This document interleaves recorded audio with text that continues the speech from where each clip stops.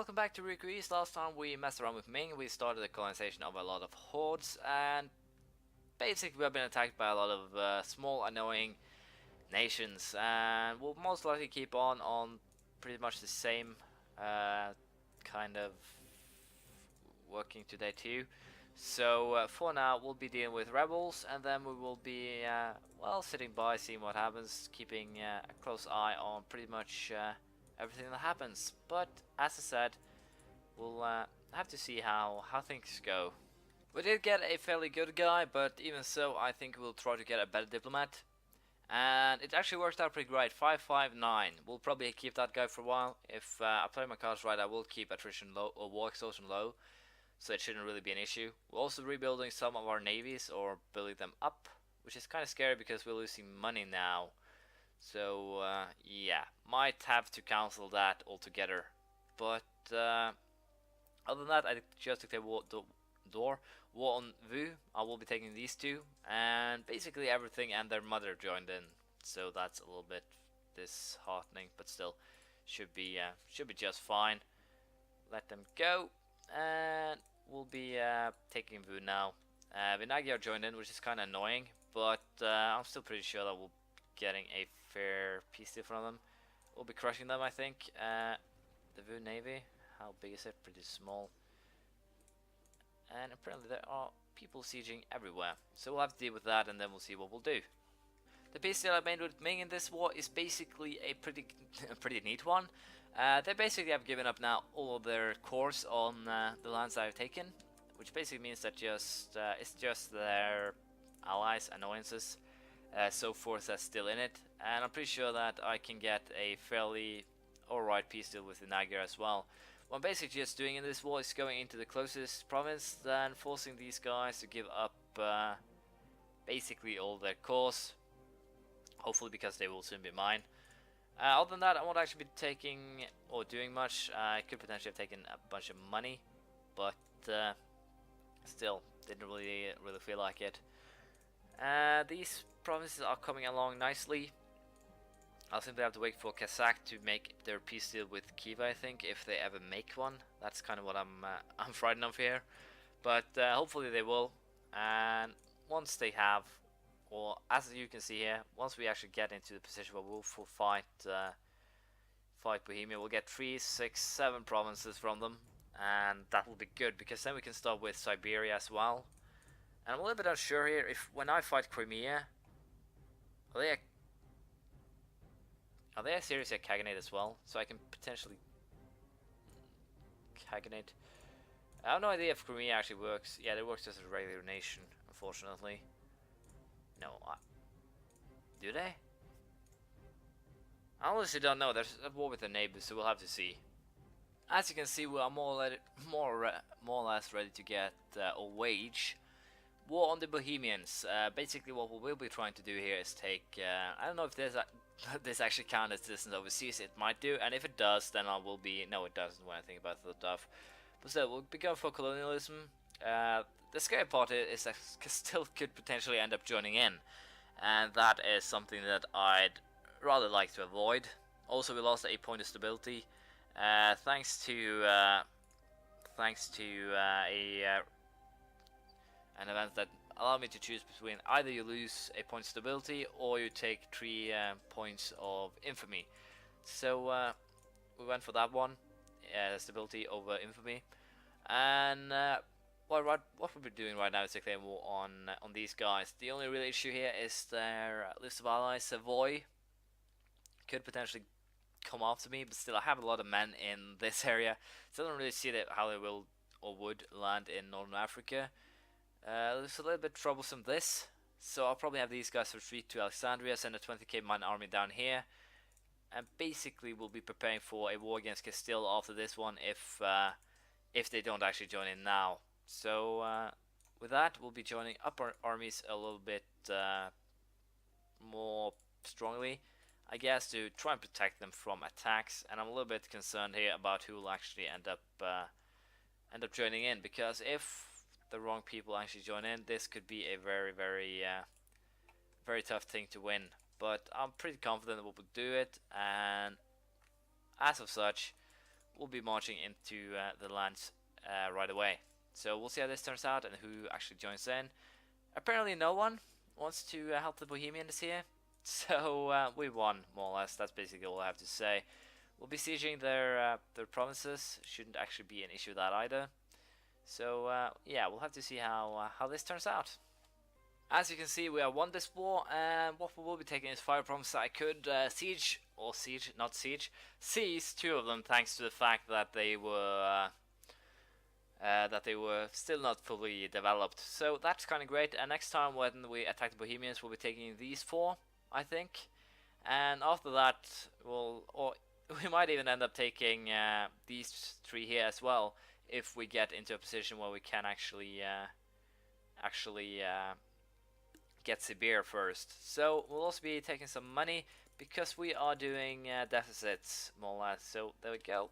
The things we wanted has been taken, and we'll be going now, or marching, straight into Siberia, causing some issues there. We'll be keeping these guys, I think, in the area to try and keep things safe, I guess. We'll also be going after Castile, I think, now. They are starting to get a little bit too uppity. So, as you can see, they don't really have any good allies either. So, we'll be doing a little bit of thinking on that, and then we'll decide what we want to do. They'll still be difficult to beat, I think. This is a little bit annoying down here as well, but all in all, I think we'll pull it off. I don't know if I actually have the access. No, I have the access to Savoy, so potentially I can actually take these 100,000 men that I just trained, and actually I think I will. These 100,000 men that I just trained will be transferred to Savoy, and I'll be launching the attack from there, basically. And with 100,000, wow, that's a big stack, 32,000. And with 100,000 men, didn't I just? I was about to say, didn't I just send troops from Algeciras? But still, we'll be placing 100,000 troops in close vicinity to Castile itself. That should be enough to Makassar declare war upon us. I don't get why people think they can actually beat me. It doesn't even make sense. It doesn't compute. We'll take a commandant then. Perhaps he'll be scary enough to shout them away. But I also build level 1 force everywhere that needs it. That's kind of due why I have so little money. And we'll also go for this guy. He's better than the other one. And once again, you guys are going to get the short straw Castile. I've actually been getting a huge amount, I guess I should say, of border friction on Castile. I've actually gotten it up here as well. Udskia, this one. Did I get something down here in Delta now, or did I actually get it someplace useful? Probably not. Do I have many cores I don't have control over? 6 cores. What the hell are they? 6 cores. 1, 2, 3. So basically, I'm getting cores on Castilian. Yeah, 3 of them are Castilian. 1 is Bohemian, and I have no idea what the 2 others are, but I'll probably find them sooner or later. You kind of just have to gotta love these events. Serial titles: Gold is assigned nobility, 8,169 ducats, and 1 point of plutocracy. Gotta love it. But that isn't the point here. I managed to forget an army somewhere in both, nonetheless, and started to get some very high war exhaustion. That's a very good no-no. And basically a sign that I've been messing and doing something wrong. And I forgot to kill off those rebels, doesn't really matter. But I'll be waiting a little bit with Castile. I'll most likely finish Ming, most likely go after Japan, Tyre, and all this. Probably take a reconquest though on Castile sooner or later. But not right now. I'll be focusing on Siberia. I'll be focusing on basically the hordes, getting them into my my fold, so to speak. But other than that, we won't really be doing much. We'll be sitting by peacefully. We have taken, or make sure that no one can get into the Americas, so that's at least safe. But we also want to take most of Asia now, as we can get. Basically, if I can lower or shrink the battlefield to just be this in 80 years, then we will be basically on a much better scale.